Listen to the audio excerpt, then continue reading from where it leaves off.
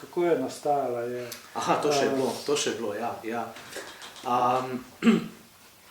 V bistvu, mislim, da je bil, ko zdaj gledam nazaj, en prvi trigger, nekaj časa nazaj sem bral eno knjigo, Tesnobna generacija, ki govori o tej trenutno, recimo, srednješolski generaciji, in tako naprej. In prikazuje dejansko sovpadanje težav z depresijo, samomorov z vzponom, recimo, socialnih omrežij. Sicer je vezano, ta knjiga je vezana predvsem na Ameriko, ampak jaz mislim, da se kar zadeva lahko zelo lepo se nastavi ogledala tudi recimo za Evropo. In tukaj je bil po mojem tisti prvi trigger, ki se je v meni zgodil, ker namreč, ko začneš o socialnih omrežjih razmišljati, vidiš, da v začetku so bila zasnovana kot orodja za komunikacijo v osnovi. To mislim, da je bila neka prva zadeva, prva ideja. Zdaj pa imamo socialna omrežja, ki so vse drugega prej kot to. Socialna omrežja so postala oder, ne več neka primarna dnevna soba, v kateri funkcionira, ampak so postala oder, v katerem nastopamo.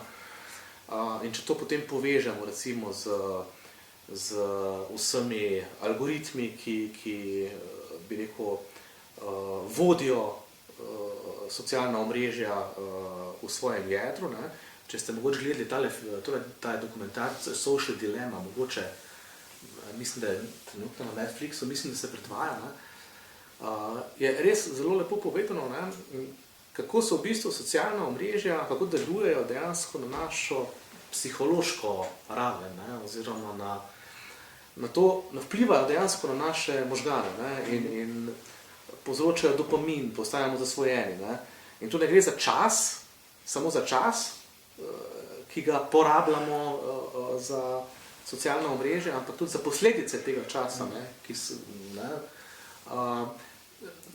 zdaj vemo recimo, da mi če slajdamo, ne vem, Facebook, Twitter, WhatsApp, oziroma ne WhatsApp, TikTok, Instagram in tako naprej, zdaj vemo, da če se na enem posnetku ustavimo 5 sekund, na drugem pa 20 sekund, vemo, da se bodo potem kasneje tisti posnetki bolj pojavljali, nekaterih smo pač več časa preživeli in tako naprej. Skratka, gre za en tak zanimiv proces, za mladino tudi še veliko bolj brezizhoden kot za nas.